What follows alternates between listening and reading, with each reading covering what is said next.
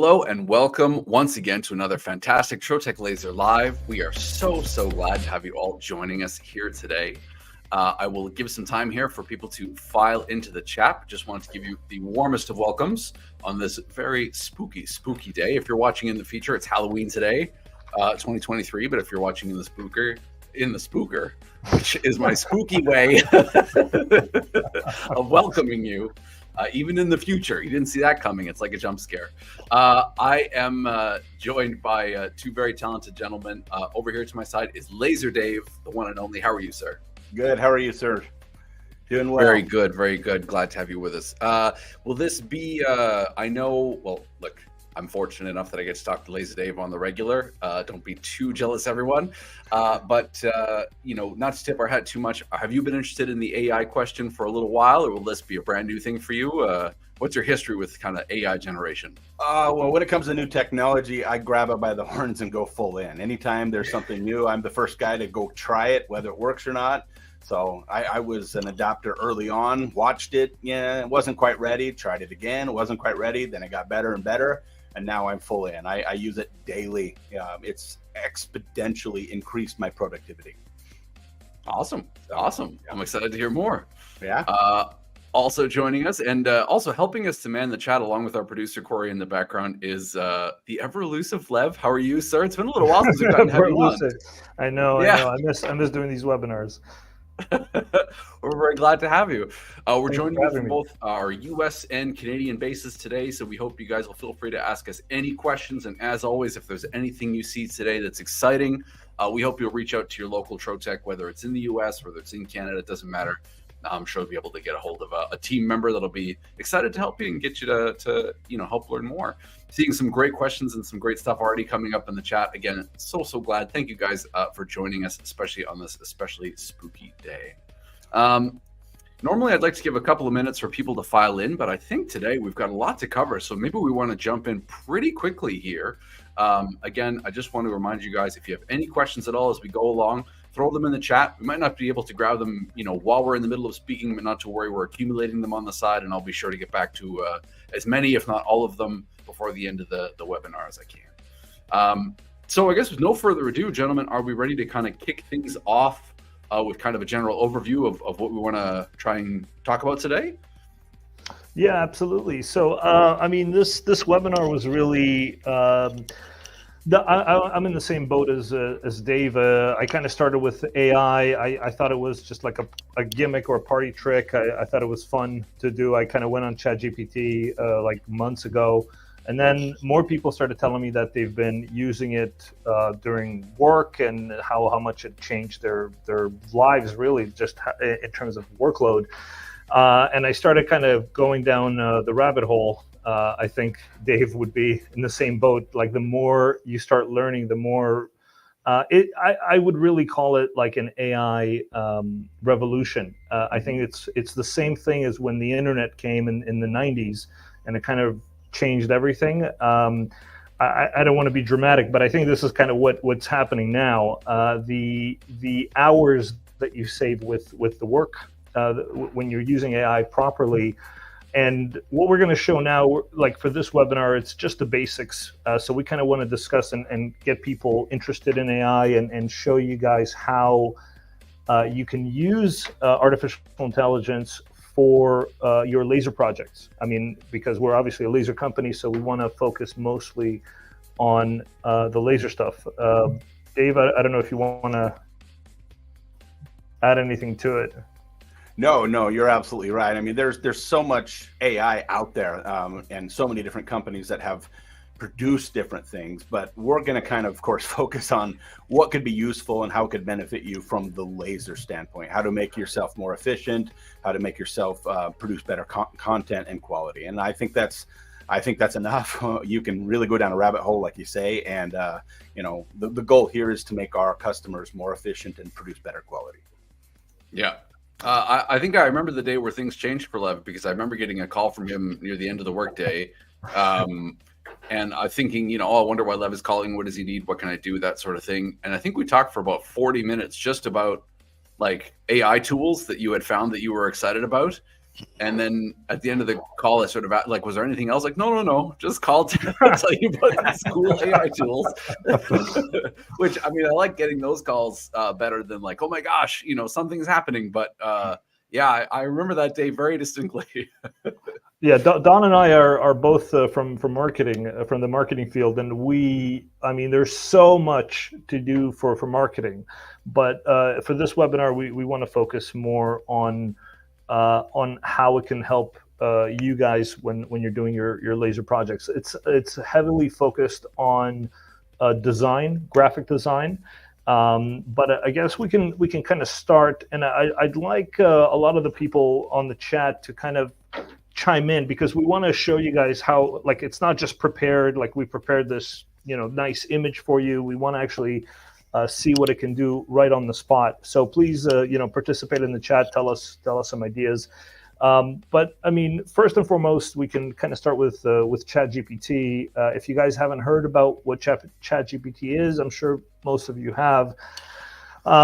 It's a really amazing language generation model. And it basically, imagine if you could take the entire internet and teach an AI bot to give you information as a human. It's not a sentient program, like it's not alive, as we think of AI in science fiction, but it's basically a deep learning model that you can ask a question and it responds in human format. So just some of the things that you can do for Trotec with ChatGPT, and especially I want to kind of get into the idea generation element in it. Dave, have you been using ChatGPT for anything like day-to-day stuff? Yes, absolutely. I what I'll do typically is use it to help write scripts for videos that I'm producing. And so I will give it baselines and overlays and stuff, and I'll say, improve this, make it more clear, make it more understandable to the general public. And so sometimes my thought process thinks a little differently because of how my brain works. And so it organizes it into a much more clear structure, even though it may be just modifying my words from my script.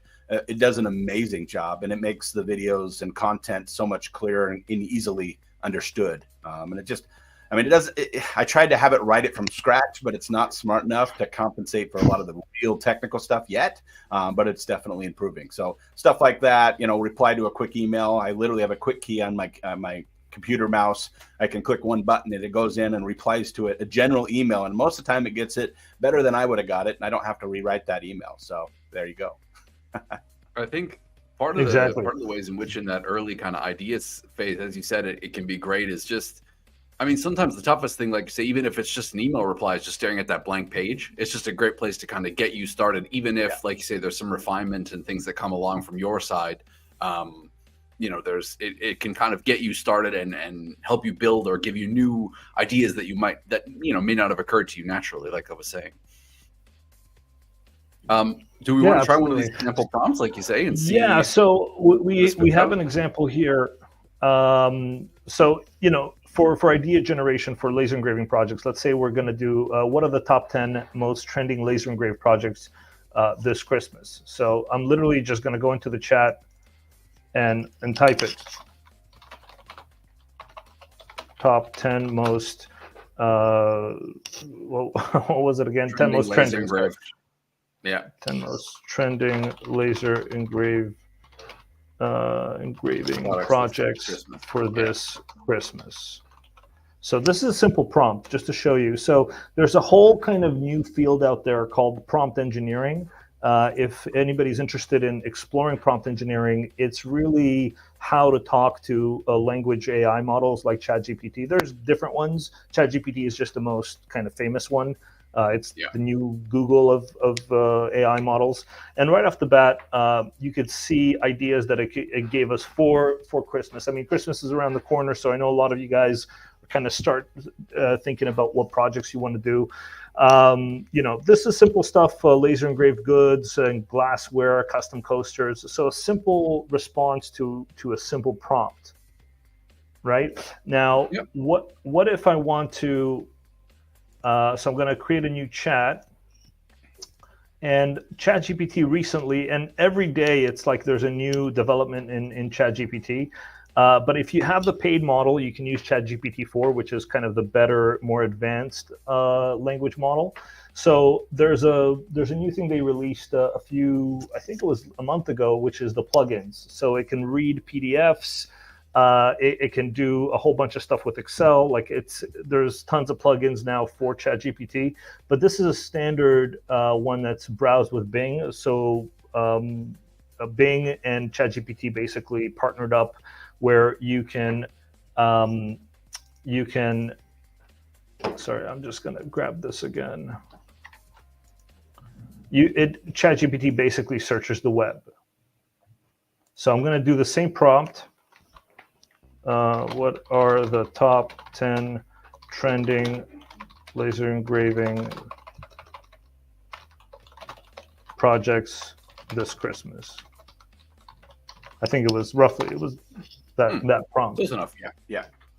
So I think it's worth pointing out that it doesn't take any special, like there is, as you said, a certain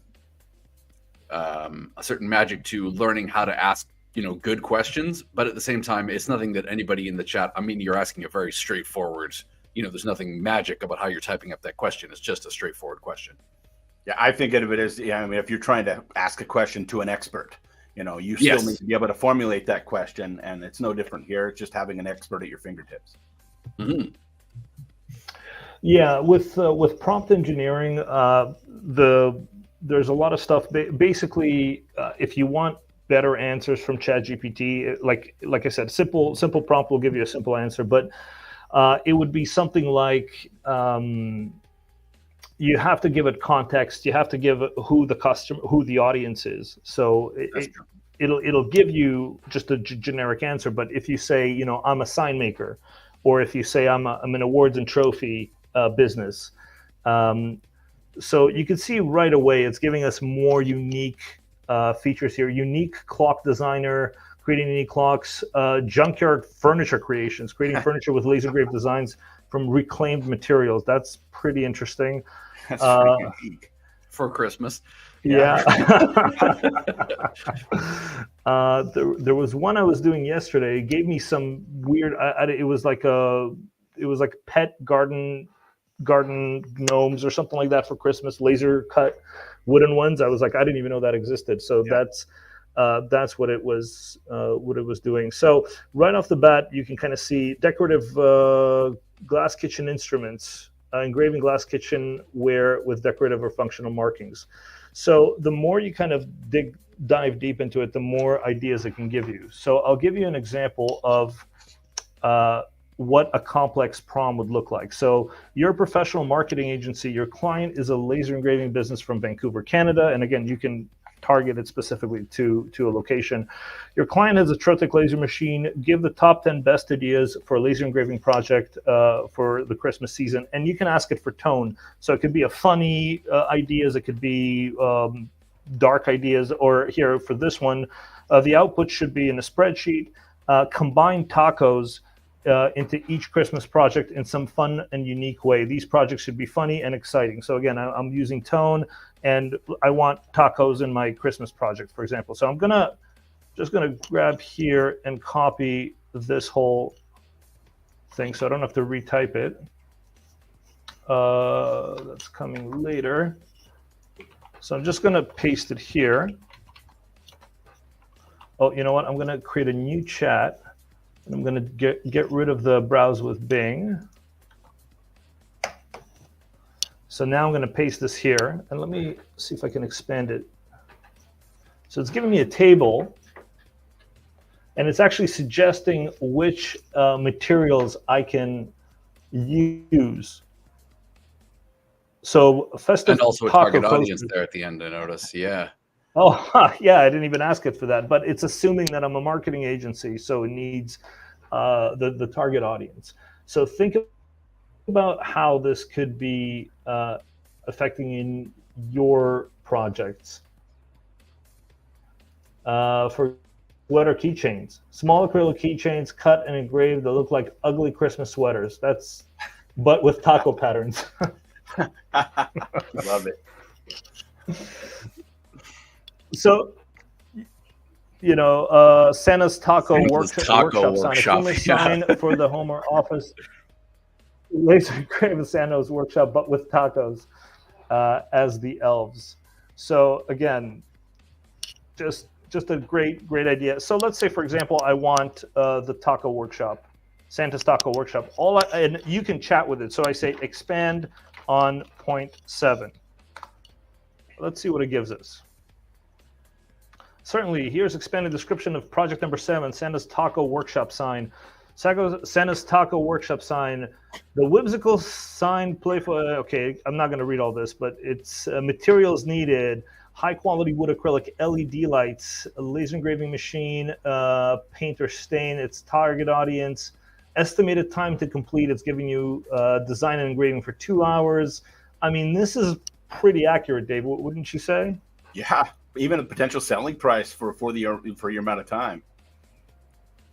And this isn't copying, just so you guys know, this is not copying something from the internet. It's not taking like a Santa's Taco Workshop from some website. This is completely unique idea that this AI brought to us. I think it's also interesting because, as you say, it still leaves room for you, although it kind of gets over that initial. That is an amazing thing to have in your Google search history. Well, I'm just trying to. Sorry, I was just trying to show that it didn't take the sign from anywhere. Like it's, yes. there, especially by. Sorry, Don, go ahead. Yeah, no. I was just gonna say it still leaves room for you to then, bring your own kind of spin to it. I mean, you still get to create the artwork and stuff, but it's done that early job of trying to find a unique and special prompt for you to, to bring to your customers. I mean. It's almost leaving me speechless. I didn't think we'd end up at Santa's Taco Workshop sign, but it gets deeper than that. This is just the start of the rabbit hole. So here you can see from Google, if you're putting quotation marks, it's doing the exact search. So there is no results for Santa's Taco Workshop. So it's a completely unique idea the AI just gave us, basically. Mm-hmm. Really quick question for you. You mentioned the difference there. I mean, getting into, what you gain, because ChatGPT, as you say, is a great place to start, and what you gain with the paid version versus the free version. I want to make sure that we draw a distinction as we go along between which are paid tools and which are free tools. But also, would you say for somebody who's getting started, somebody in the chat right now who's thinking about trying out some of what we've been showing here, do you need that paid version right away, or do you think you can get by with the 3.5? No, the 3.5 is fine. The 4 is just the latest updates from ChatGPT. Dave, I don't know if you know any further, but I think it's up to the date. So ChatGPT 3.5 can be the internet from 2021, and ChatGPT 4 can be the most up-to-date extraction of the entire internet, like what's available on the web. Yeah, you'll find the earlier versions a little bit more dated. If you need something to be really hot, something right now, it would be beneficial to pay for it. But I believe it's like $21 a month. So try it for a month. If it doesn't work, can cancel it. There's no reason not to. But try the 3.5. It definitely gives you a lot of good ideas. But again, if you do want to be able to scrape the web, you needed right now information. The 4.0 or the 4 version is going to give you that. Yeah, and finally, I just want to go through the final example. So a lot of the times we see like funny sayings like on coasters, or I don't know, any laser-made projects like a Christmas taco sign or whatever. So this is something that I like. Oops, let me just go back here.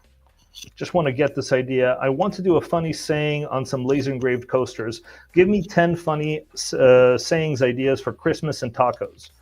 So, and with ChatGPT, it actually builds. So unless I start a new chat, it's starting from scratch. But it's basically going to build on these chats that I've already asked for. So I'm just going to paste here this prompt, and watch how quickly it gives me ideas. Let's talk about Christmas cheer. Yeah. I'm not sure I'd go with Feliz Navidad now past the tacos. Taco and tinsel, the perfect combo. Taco bells are ringing. That's a good one to see. Like Jingle shells is really good. Again, I just want to show you guys on Google. It's not. Oh wait, Taco bells are ringing. It's actually I did take it from somewhere, but if I go through each one of them, not everyone will be found on Google. So yeah, any questions or comments from you guys? I mean, I think. Sorry, I can't stop reading these. Yeah, the holy guacamole. I think as we get along into some of the image generation stuff too, it kind of takes it to another level. But just as I'm curious to hear, from you, Lev, and from you, Dave, sort of how, is this the ideal integration for this tool into what someone is doing? Because I mean, at this point, it's given you some cool ideas, but you still are kind of required to do the design work, to do the legwork, to build the design for your laser. So I'm curious if you think, does this represent the height of what you can accomplish with ChatGPT, or is there sort of more that remains untapped if you keep kind of diving in there even further? It is like principally a text generation tool, right? Like it's never going to give you images or things of that nature. Yeah, from my experience, that is the case. It's literally just to give you ideas, help you with ideas, expand, verbiage that you're already doing, maybe make something more clean and understandable if you're cutting or engraving it onto, say, a plaque or something. It's going to help you with that. But that's really where it ends from my experience. I don't know if Lev's found any new tools that are different from that. No, I mean, the other ways you could use ChatGPT is also to ask for advice. Let's say you're getting stuck. Instead of searching the web, like, I'm doing inlay acrylic 3 mil into 4 mil or something, and it's not working. What am I doing wrong? You are an expert woodworker and acrylic maker with a blah, blah. So you can have this long prompt to ChatGPT and say, hey, here's my problem. How do I fix it? So you can search with regular ChatGPT, or you could do ChatGPT with Bing, so it searches the web and tries to give you these answers. By the way, there's also a really great ChatGPT-like model called Perplexity. It only searches the web, but it's very, very up to date. I found it really working really well. But that's what you would use ChatGPT. Yeah, it's all text, but it's more for ideas. For people use it for coding, like. Give me a code for like an HTML code for this, and it'll actually write a program. Yeah. The other thing I wanted to mention too that most people don't realize, that it's like talking to somebody, a conversation. So when you start a prompt, you can continue as though it knows and remembers everything that you talked about before. So you can expand on something, as Lev showed a little bit, but I don't think people realize that you can continue to ask questions, change the gear, and just continue talking to it like you're having a conversation with an expert within the prompt. You don't have to start over each time. So many people think it's like a web thing where you type it in, it gives you an answer, and then you have to start over and do it again. And then keep modifying that prompt as though it doesn't know what you already talked about. It knows everything you've discussed and continues to know that within that prompt. So you can expand and expand and expand as you need without having to start over. Yeah, that's part of what makes the tool so special, I think, is that, like you say, it is kind of that building on something as opposed to, you going back, like a Google search, like you said, sort of going back to. Yeah, I just wanted to show that as well. So that ho guacamole, I said expand on point 10, but make it darker. And then it gave me ho guacamole. That's a deadly taco. And then it talks about it can give you design. So the coaster features laser engraved image of a mischievous looking Santa Claus holding a taco with a devilish glint in his eye. So again, this is just expanding on just one of those points. And I could say, well, make it, I don't know, add unicorns to it, and then it'll somehow incorporate it that. Yeah, keep expanding as you need it until you get it the way you want it. So think of it like an expert that just keeps modifying it. And so many people don't realize that. That's how powerful this is. Mm-hmm. Yeah, and if you're selling on Etsy, for example, it can write content for your Etsy products. Yeah. So if you're looking for description or titles, it can give you ideas. So if you're already making a product, it'll say, write me, this is my coaster, this is what I have on it, write me a description for Etsy, and it'll give you a unique description that's not copying others. Yeah, particularly if you have that most. Well, that's what I was going to say. Exactly. If you have that most up-to-date version too, you can ask it for most trending keywords and things that are going to try and pop your product up to the top of the listings as well. Sorry, Dave, you were going to say something? Oh, no, Don answered it. So we're good. I was going to say we should. We've been going for about 20 minutes, so gents, we should definitely keep going. I want to get into the image generation stuff. Yeah, there's lots of stuff to talk about. So, Dave, do you want to kind of talk about text to image generators? We can go into like a video of what a project you were doing. It's kind of a sneak peek for one of Dave's videos. Let me open it here 1 second. Yeah, text to image generation is amazing. It literally gives us the capability to do all this stuff. And so I'm going to show you guys a quick little one here. So this is imagine.art. This is one that I use. And so you can literally take in here, in this case, owl with detailed yellow eyes, high contrast feathers, close up, perfect lighting during the golden hour afternoon, sharp details, high contrast, bright lighting, ultra realistic. And within the matter of 20, 30 seconds, it generates out a completely, utterly digital image. You can expand it out, take a look at it. You can upscale it so it increases your resolution by 4 to 5 times. So you get all those popped in details. So I've literally told it what I want exactly. The other nice thing too is combine that with Photoshop. And Photoshop's regenerative AI is truly amazing. So you drop that image into your Photoshop and say, I want the full owl. So it didn't give me like the whole head in this case. And so I can zoom out in it in Photoshop, and within seconds, all you have to do is just use the crop, click on what's called generative expand. And this is their AI. And so you can literally just make it the size. In this case, I'm going to engrave this on a 24 by 12 piece of wood. And so you just scale it up and say, well, I want the ears and everything else on here. Scale that up, click the little checkbox at the top of the page once you get it where you want it. And Photoshop will automatically compensate for what's in that drawing as though you're an expert photographer, Photoshop editor, and it'll basically fill in all those gaps. And then it'll give you 3 different choices. So you can literally pick which one you want and those variations of it. And as you can see, we can literally just pick whichever one we like best. And I didn't have to do anything except basically expand it out and push start.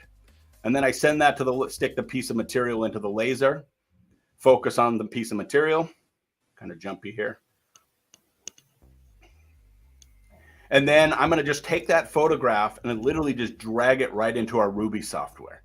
So I've generated it, expanded it, brought it into the Ruby software, and I'm going to scale it to fit the piece of material, place it over that material as it stands. It automatically converts the color to grayscale, select my wood setting in my parameter, save it, and then push that file directly to the laser.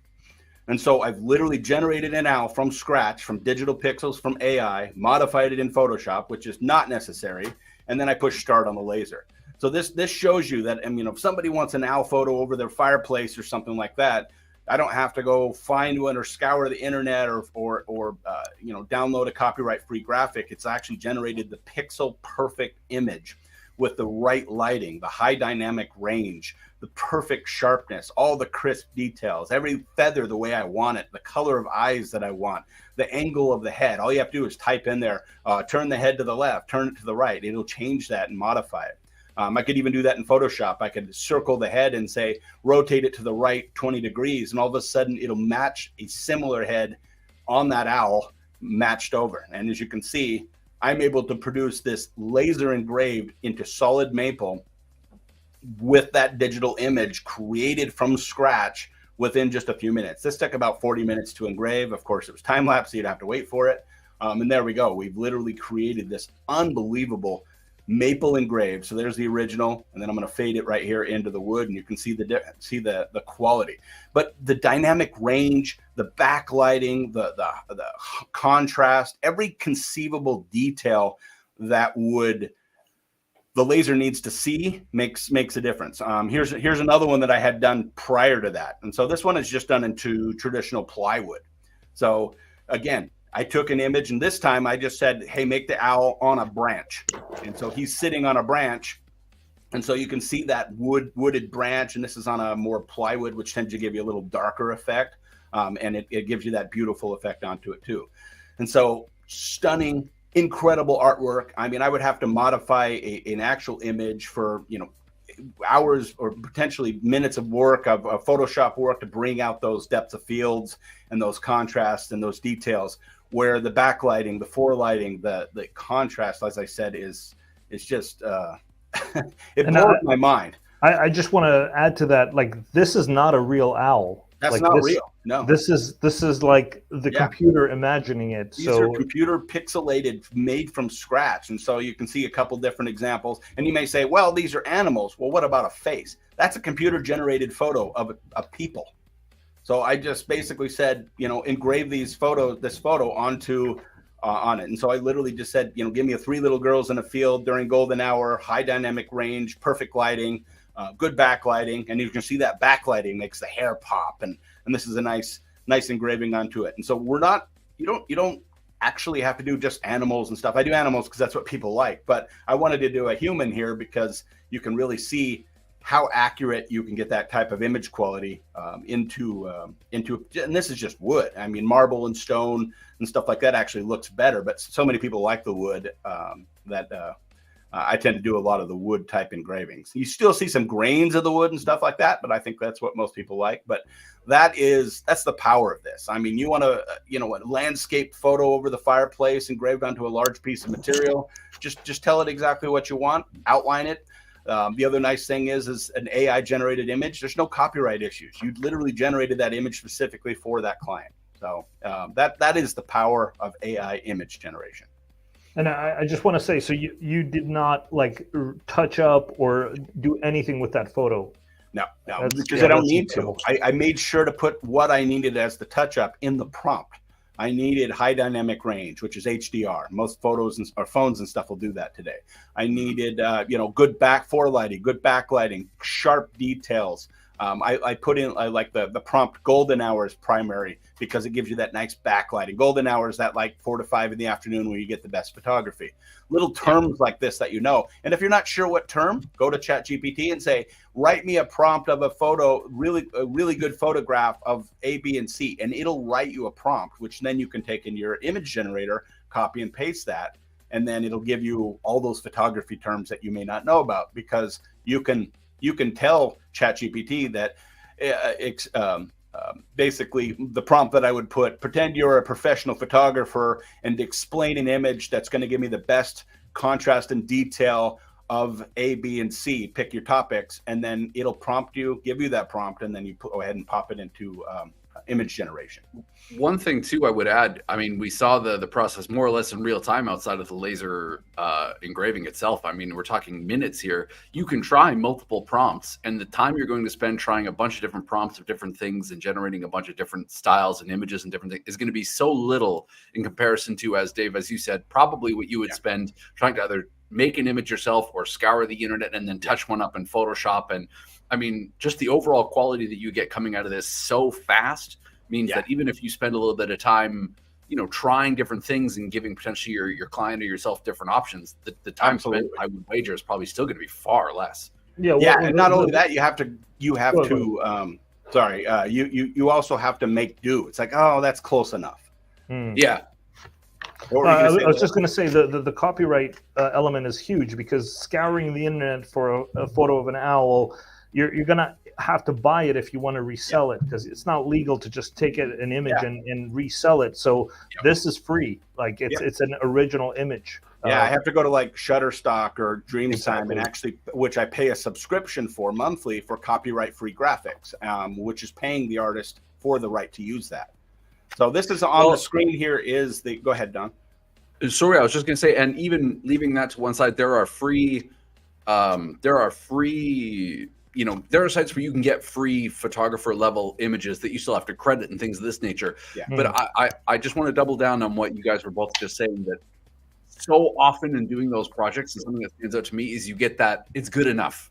It's close to what I wanted, sort of thing. But like the level of customization that you have here, and again, I would encourage people from the chat to give us some, safe for work prompt suggestions that maybe we can try out here, but some stuff that we could try here just to be able to show you the level of customization and detail. I still get floored watching that owl video each time. Get guys on the chat if you can give us some ideas for prompts. Like, imagine something you want to see, obviously make it PG please, but just tell us what you want to see and we can do it in the next half hour. I was also yeah, but sorry, Dave, if you want to show this yeah, is this imagine.art. is it live. This is imagine.art. There are several other ones. There's, and I know, Lev, you have other ones. They're all pretty comparable, I'm finding, but I wanted one that's kind of realistic. And so it's very simple to use. You literally just indicate your aspect ratio here. The different models, I typically always pick the latest and greatest. It's going to give you the best output. And then you can go into art styles if you want. I don't even mess with that. You can if you want like specific styles, when this is going to give you, popular styles. You want Halloween style right now. You want it into Picasso style, or, just you can pick whatever type of style you want, and you can scroll down and actually find which one you want. So if I just hit no style, you can also do what's called the negative prompt, make sure that it's not included. So make sure not to include black and white or whatever. And then at the bottom here is the CFG scale. This basically how accurate your prompt is to the image. So it's going to take liberties based on what you put. If you want it to be far more accurate, you scale that up. If you want it to be kind of take a lot more liberties, you scale it down. So it tends to default kind of right in the middle. And so it's going to take your prompts and it's going to take some liberties to compensate and fill in the missing data. And if you hit these little things, it will kind of explain it. But I'm not going to do anything. All I'm going to do is basically just pick the latest model, 16:9 ratio, unless you want to do something or like 9:16, say you're creating something for TikTok or something. You want that portrait image. You would identify the image size, and then you would then come down to the prompt, and then you would hit generate. And whatever I type here is what it's going to generate. And so I have no clue what it's going to generate. And so say we pick something, of course, I'm looking. Let's do what we talked about, the Christmas tacos, or what was it, Santa's Christmas taco workshop. Christmas taco workshop. Yeah. I mean, a lot of these AI models, they can do text. Like it'll be like this alien language, and I'll show you guys. It's just because the technology isn't there. I'm sure in like 6 months it'll have it. There is a website called Ideogram, which I'll show you guys, that does do text, but it can't do like a long text in an image. And I'll show you Santa's Christmas Taco Workshop, Ultra Real. Some of these text image generators, you can tell it which camera you want the photograph to be in. So I want a Nikon, or I don't know, a Canon. Really? I haven't tried that. Yeah, and I've used ChatGPT to give me prompts, and it would randomly give me like the focal distance, this lens, this camera, this time of day. Yeah, and you can say blurry background, sharp contrast on a detail. So I'm going to just say Santa's Christmas Taco Workshop, ultra real, high contrast, sharp details, and bright. And I'll just hit generate. It can take 20, 30, 40 seconds, depending on the complexity of the graphic to generate. And I have no clue what this is going to produce. I would put like, dog running in stream, by a river, golden hour, high dynamic range, bright, shiny, good detail. As much description as you can put in. I mean, ask and you shall receive. Are they eating tacos? They are eating tacos. That is taco. They are working on tacos and not. That's so funny. Yeah, and then you can like expand that out, and you can upscale it here. I can literally click a button, and it's going to give me a 4x resolution just by clicking. Truly the button. Horrifying. Yeah. I think I've been to that restaurant. Well, and their faces look a little deformed.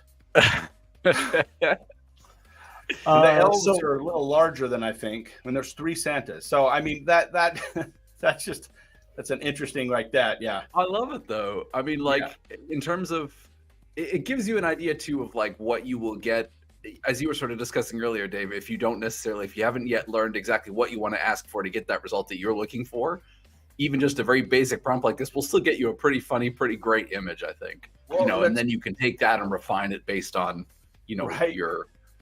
Well, and then I can say, okay, yeah, I don't need 3 Santas. And, you modify the font and you go in and say, hey, I want Santa in the middle with more toys and more elves. Make the elves very small because they are, regular human size. So you can continue to modify it based on your prompt. And it's definitely an interesting image from what I would expect. You know, sometimes I'll type in, put a family, and it'll be a family walk, and the mom and dad is on each side, and then the two kids are in the middle, but they're facing opposite directions. And so, but they're holding hands. And so I'm like, okay, something's not quite right.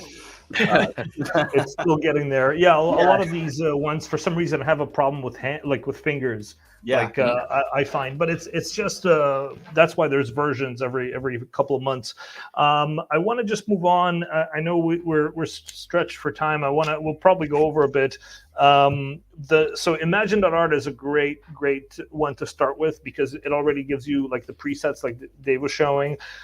For the more complex ones, there is Midjourney. I'm not gonna show you how to install Midjourney. You have to do it through your Discourse server, but there's like endless amount of videos on Midjourney in every which way possible on YouTube. So Midjourney is like the open source of text to image. You can be very, very, very specific in terms of what you want it to give you. And as you can see, I just brought it up here. So on ChatGPT 4 with a plugin feature, there is a plugin called Photorealistic, which generates photorealistic prompts for Midjourney. So I'll give you guys an example. Give me a Midjourney prompt. So instead of a photo, let's do a logo. Give me a Midjourney prompt for a logo. It should be tacos and Christmas theme. You know, let's just see what it gives us. It's interesting how these tools kind of feed one into the other, as you guys were discussing. So don't be shy. If you're looking for, if it is for Imagine.art, if you're looking for, you know, the proper things to put into that prompt, you know, you can ask ChatGPT, Dave, as you suggested, or one of the other various. They work really well together. Yeah, exactly. And don't be shy to do that. Again, it's all just part of the process. I don't know why my Midjourney is taking its time, but I just kind of want to show you guys what Midjourney looks like. So a very like a blurry old photo, 1920s, black and white, a man sitting on the cafe near the beach. So this is what I put in. And Midjourney always gives you kind of 4 photos to choose from. So you can choose A, B, C, or D. So I chose this one. But for example, I want to upscale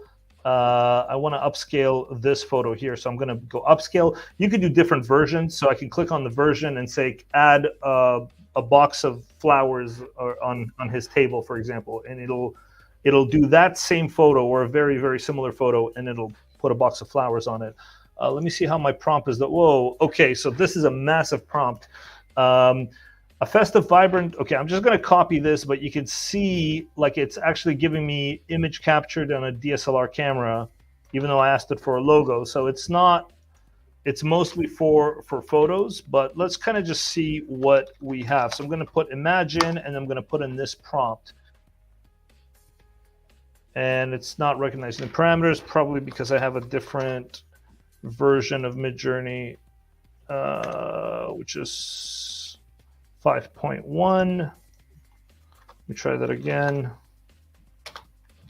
What I like about this too is, I mean, for a small business, being that this is a logo prompt, this is something that I can see having kind of a direct, you know, use case for someone in that situation. Whereas, you know, you can use it to create just cool photos and images, but you know, I think a logo is a very kind of practical application. You can see some examples of them here, I guess. Yeah, sorry, it's giving me issues with the prompt generation. I think I'm just using a different version, but you could see the previous ones that I've used. You could do patterns. So if you're in engraving, let's say a rolling pin, like a Christmas rolling pin, and you wanted to generate a pattern over the rolling pin, or in icons, if you want to put, again, these are all unique. It's not taking it from anybody else. Oh, here we go. Somebody's giving us a prompt. Monkey, simple logo, graphic design, flat style. Okay, we could try this one. Just to show you guys. So thanks, Roland, for giving us this. 1 second. Okay, so monkey, simple logo, graphic design, flat style, solid black color on white background. up beta. I don't even know what up beta is. It might be a new one. You're going to say based on the version that you're using. Yeah, version 5.1, and what we have S750. That's the style. So again, it has a little. It's like a little bit of a learning curve with Midjourney. It has these specific prompts. It's not giving me. Okay, I don't know why it's not giving me the proper prompts now, but 1 second. Just going to try and retype it without. Really quickly, maybe I'll throw this over to Dave while you're just getting it figured out there, Lev. But what would be, because Dave, you made a point, and this is something I think we're going to get to come back to later in the presentation, but what would be the file format that you would typically get these files out in? Because I mean, that is going to have a ramification on then how you adapt it into Ruby. I mean, from my experience, they're either JPEG or PNG formats. And the nice thing is about the PNGs is your background's already gone. So at least from the ones I've used, almost all of them have outputted as PNG. And then you can modify, of course, and change it in your graphic software should you like. But at least from the image generation. And then you can get in, of course, there's the vector generation. I've been playing around with the new Adobe Illustrator text to vector. So you can go into Adobe Illustrator now and you can literally say, design me a rocket ship birthday card with this and this and this name on it, and boom, it'll create a vector image directly in Illustrator, all vector. And so you don't have to modify it at all. And then of course you can, as vector, you can modify it fully. So that's wild. And it depends on what program you're using. If it's of course AI, you're generating it right in AI, and then of course you can save it to any vector format at that point and export it to Ruby as an AI or a PDF or an SVG, whatever you like.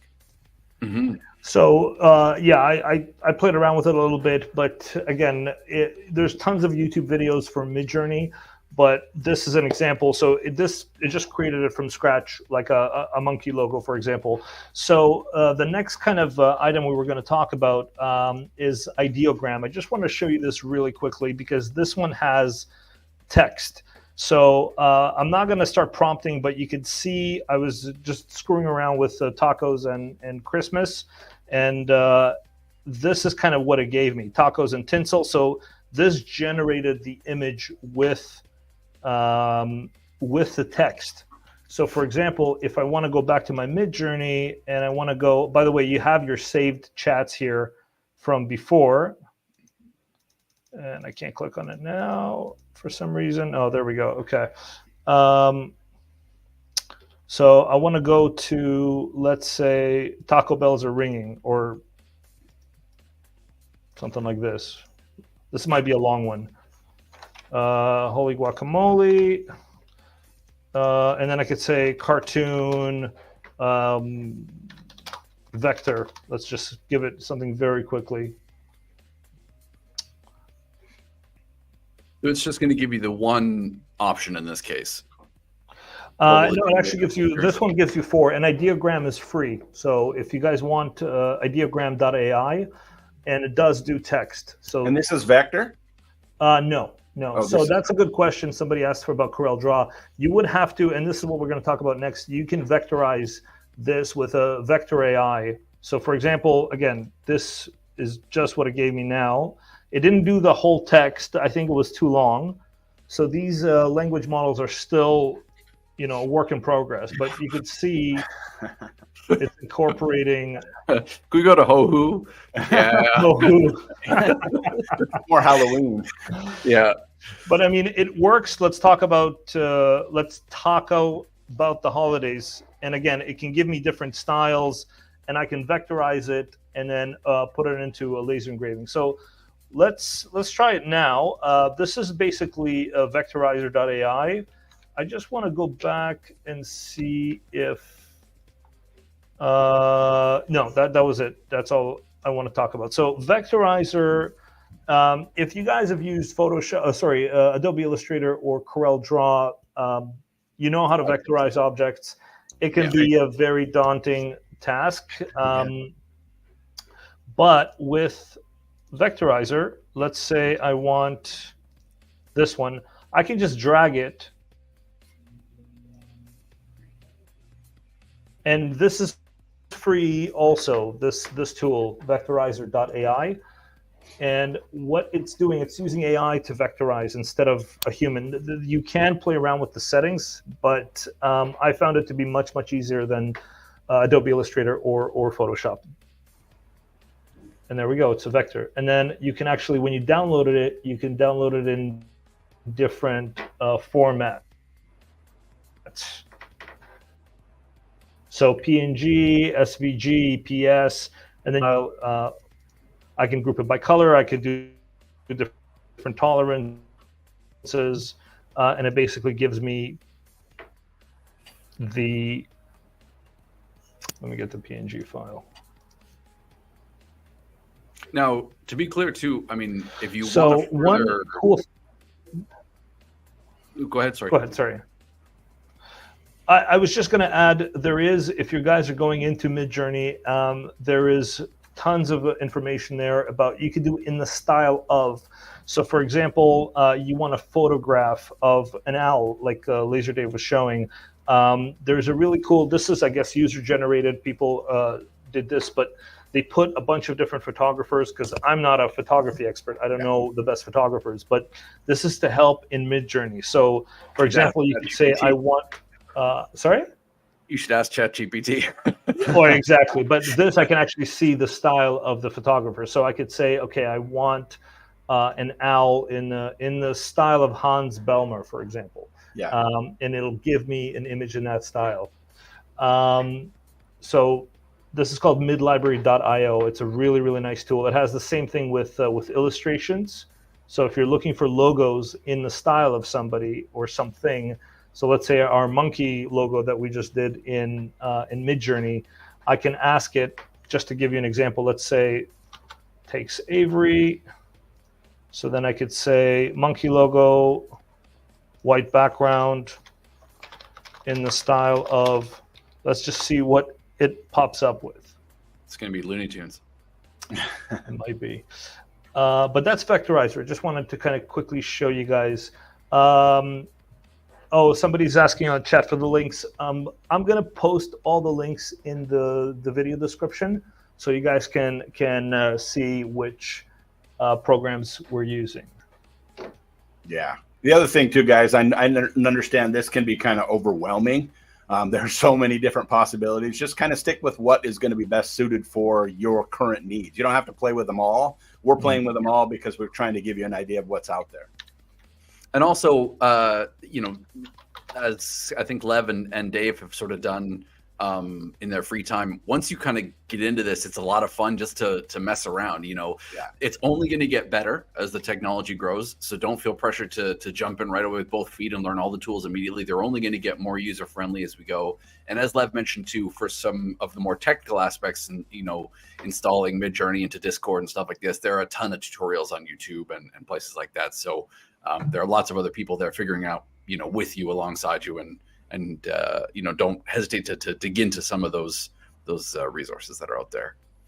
Yeah, I just want to quickly mention, I'm not going to show these softwares, but there are paid AI software called Gigapixel and Denoise. It's part of the same company from Topaz Labs.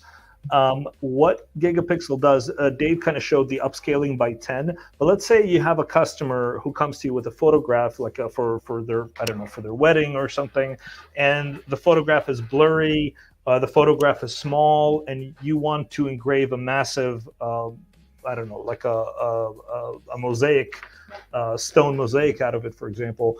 So Gigapixel actually blows the image up. I'll show you an example. We just don't have enough time to go through all of it, but this was the original. This is an image, again, I got from Midjourney. I did like the 1920s man. You could see, when I scroll in, you could see how pixelated that is. And when I use Gigapixel, I'm trying to find this one. Look at the difference. Oh, it looks like his eyes are green now. It kind of looks like I went back in time, if I'm honest. Oh, it looks like Dawn, you mean? I mean, a little bit. But this, you could do like 60 times the size. I mean, realistically, you know, if you know that monument method, that plate monument where you do one monument, one like 12 by 12 piece of granite at a time, and you blowing it up into a huge display. This is what you would use. Yeah, basically. Just look at those details. It's worth mentioning too, like obviously you said you uploaded this image that you saw you get from Midjourney, but this could be your customer's image that they bring you. This will work just as well with a customer's old family photo. We're just using this Midjourney image as an example. Yeah, exactly. You can see the denoise. This is just with the denoise. So this is the original, and this is the one with the denoise. Again, it denoised the low resolution one, so it doesn't look as good. But if we blow it up and then take away the noise, you can have a very, very sharp image. So just remember, Gigapixel, it is paid, I believe. I think it's not a subscription. I think it's like 400. It's a one-time pay. I bought it years ago, and that's unless they've changed. Yeah. It is a one-time pay. And then finally, we can get into Photoshop. It's, Dave kind of touched up on this, but I want to go through. Let me just get the original image here. Okay. Also, if you were at all skeptical, like Lev was in the beginning, I think very smartly, I'm sure Dave was too, about whether this was going to be a passing fad. The fact that a company like Adobe has invested this heavily into bringing it directly into their tools, I think tells you the importance that this might have going forward, and maybe why it's worth investing or getting in here on the ground floor as best you can. So this is one of my favorite features in generative fill by Photoshop. Let's say somebody's photobombing. Let's say your client gives you a photo of a couple and then somebody in the picture that they want to get rid of. All I do with my selection tool, I just highlight the thing or image or person. I don't even type anything. I just go and then just see. It gives us 3 scenarios of what we want. I mean, it's pretty incredible. And again, this is a very grainy photo.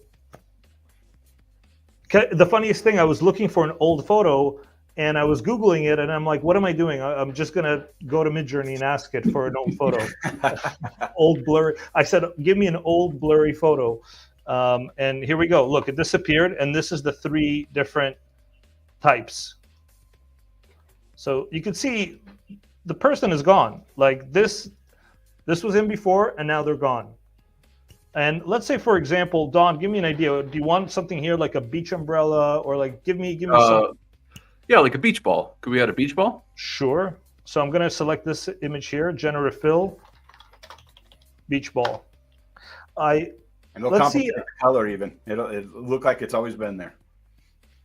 Well, there's actually in like a bright, colorful beach ball on top of the tone. Wow. Oh, that was a little better. That's wild. Is that crazy? So let's say I want an umbrella. Or let's say even a cat. But there is a more advanced techniques. We're just showing you the basics, but actually the way Photoshop generative fill works is with colors. So for example, if you see the cat here, it's not exactly part of the image, but there are ways, if you're doing the gradient, if you're reducing the gradiency, you can have it fit more into that image. Well, not only that, it's a separate layer, so you could very quickly just adjust that layer to bring the tone range very similar. And like I say, each version coming out, it's getting better and better. It's pretty crazy. You can modify, you can adjust, you can literally move over his head and say put a cowboy hat on his head, and it'll put it on the head. You can say change his outfit, and it'll change his outfit. Or I could put a different head. Let's see. I did that It's a lot of before. fun. It just gave me a different person. Yeah, I found the hours ticking away very quickly playing with it. Look at that. Oh my God. It's Mike Clark. So, gentlemen, I'm going to rein you in here because we're almost at the top of the hour. We don't want to go. Wait. We'll go about 10 minutes over. I just want to show Illustrator. Last but not least. Let me change. Excited to see this. Okay, I'm just going to change his head. Just change head. Yeah. Some random head. No specific details. Oscar the Grouch. Don, give me a logo idea, or Dave, just something. I don't know. Logo for a multinational bank. Yeah. Okay, that's great. Oh, sorry. This is for my Beaver logo, black and white. Oh, by the way, you can do patterns and icons with Illustrator. It's pretty wild. This thing, the cool thing about Illustrator is everything is vector. Now, it's not going to be like photorealistic, but you want, layouts and logos and black and whites. And then, of course, with vector, you can modify fully. I've had a lot of fun with this. We've already shown where you can go if you want photorealistic photos. Wow. There's a totally different head with a hat on. Oh, there. I like that. This distinguished gentleman. Turn that layer off. See the difference. So we can. Mike Clark in the chat. Right. Oh, Mike, that's great. No, there's different Mike Clarks. It's not that Mike Clark. So Don, be careful. See, there's no E. There's no E on his name. Yes, because somebody registered as Mike Clark from the U.S. Wow. Sorry, okay. Mike Clark that's watching this. We have another Mike Clark who works at Trotec. So again, and this was the original image. So you can see it's quite amazing. That's wild. That's so great. So here is the multinational bank logo. So just kind of gave everything. But let me try. So this is just the subject, but I'm going to change it to pattern. In Illustrators, this is Gen 1 beta. So just so everyone know, this is just started. It literally started about a month ago. So this is it's still evolving. The vector side is just starting.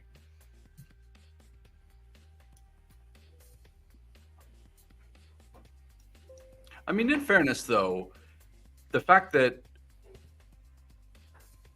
all of this is vector does mean that even if it doesn't come out exactly, being that it is a Gen 1 beta, even if it doesn't come out exactly as you intended in the beginning, all of it is fully, easily customizable and Lev, type in like rocket ship, something. Yeah, I was going to type in beach ball. I think it was too complex. It actually gave me a bank, like a old school. Yeah, I've noticed it's still your prompts need to be very basic and simple on this because, like I say, it's Gen 1, where most of the ones we've been showing are Gen 5. Yeah. Oh, here I just want to go back to the Midjourney. So remember the style of Tex Avery. So you see that monkey here has 3 hands. So again, it's not. That's when you take it into Photoshop and you just remove the hand with the exactly. Yeah, but with the patterns, again, you can if you type in tile at the end of the pattern, and I think for this one, for some reason, it's doing the same style as before. Let me start a new one. Just to be clear, this is just available in the standard. If you have Illustrator, you can access this tool. Yes. You just have to hit the new update. It literally came out last month. Actually, early this month. It's only been 3 weeks. Wow. And it is beta. It makes your prompt the beta that you understand this is just starting. So this won't work in the same way as Vectorizer works, though, right? Like you can't use this as a replacement for Live Trace, can you? No, but Illustrator has a trace feature built in. Their tracing capability does that automatically. But no, this generates it from scratch based on your prompt. Gotcha. Okay. I'm just this was simple mountain, minimalist mountain. Thank you, Mike. You're correct. I'm the good looking one. Oops, hold on. Sorry. 1 sec. I'm just gonna maximize it here. Okay, so this is the icon, and let's say I want patterns. Minimalist mountain, a minimalist mountain pattern. So, I mean, we're at the top of the hour, but my suggestion for you guys who want to kind of explore this, everything is available on YouTube. Just type in, Mid-Journey sorry, Dave, what was that one that you were using? Generative AI. Generative AI. There is so much content out there. It's Imagine.art. I'm sorry, the one I was using. Imagine.art. Yeah, sorry. Yeah. Hopefully an Illustrator update would add a cut line around designs that get generated. Yeah. Well, here's one thing I would add is, but Dave, sorry, any. I'm sorry. Oh, please go ahead. Sorry. What did you need, Lev? I guess I'm not. Oh, no, sorry. I was just gonna ask Dave for any final thoughts. Oh, right.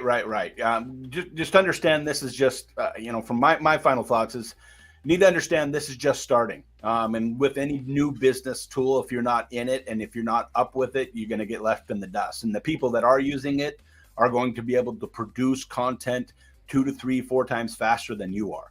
And so, unfortunately, whether you like it or not, this is a new tool. It's coming fast. A lot of these companies will start combining, consolidating. You're going to see the tools kind of combining together, becoming more user-friendly. And so the getting in at the ground floor is going to not only accelerate your business, but it's going to enable you to stay competitive. Don, any final thoughts? Well, I would say Dave hit it right on the head. And I would add to that to say that, where I think you distinguish yourself as a Trotec owner is kind of in 2 main ways. Number one, you have Ruby, which is probably the best, if not, one of the very best laser softwares to now take these images or tools that you get out of these softwares and be able to repurpose them in a super high quality, super repeatable, super great, quick way. And then also, obviously, it's the Trotec Laser itself. It's not so much, everybody has access to these tools, but where you will be able to distinguish yourself is in taking them and then applying them to the fantastic, obviously your own creativity and your own spin on it, but then, it's not everybody who has the same kind of quality of prompts necessarily that you will have, and not everybody will have Ruby or a Trotec Laser to be able to then turn those things around and make them into, super high quality products. So as Dave says, I think it's going to become a core part of how we approach kind of our workflow going forward. It's just, make sure that you leverage not only the tool, but then also what the Trotec Laser gives you in concert to get the best of them both. Absolutely. Yeah, and I just want to say that, a lot of the challenges for laser engravers have been the design software. It's usually a long learning curve to be an expert level, Photoshop, Illustrator. Now with these tools, you don't have to purchase them online. The final graphics, you can create the graphics yourself. So I really encourage everybody to go on YouTube and learn more about this kind of AI software. We'll put the links in the description and just explore it, test it. A lot of them are free or they're a small subscription fee basis. But this is just the tip of the iceberg. For sure. Yeah. Like I said, get in now while they're still free, or while a lot of them are still free, and kind of cut your teeth. Yep. Dip your toe in now, because if you're not learning, you're dying. Absolutely. Listen, thank you everyone so much for the great questions, for the great content. As Lev said, I couldn't sum it up any better than that. Everything's going to be in the description. Definitely, if you have any questions following it up, don't hesitate to leave them in that YouTube comment section. We will do our best to get back to them as quick as we possibly can. A huge thank you to both of these guys for being here with me today and getting to show off all these really, really cool tools.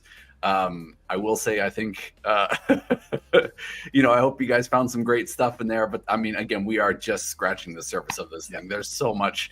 Yeah. See, that's the Mike. We may have to have another seminar just to finish what we started here. 100%. It feels like there's so much still to go over, but I want to encourage you guys again, if you've seen anything that's exciting for you today, don't hesitate to reach out to your local Trotec, whether it be Canada, US, whether you're talking to Lev, Dave, or myself, or whomever. There's a team of people there waiting to help you and, waiting to make sure that we can make the most of these tools together. I think we will wrap it up though. Like I said, we're about 10 minutes over. Thank you guys so very much for watching. We look forward to seeing you next time. All the best. Take care, everybody. Bye, everyone. Thanks, guys.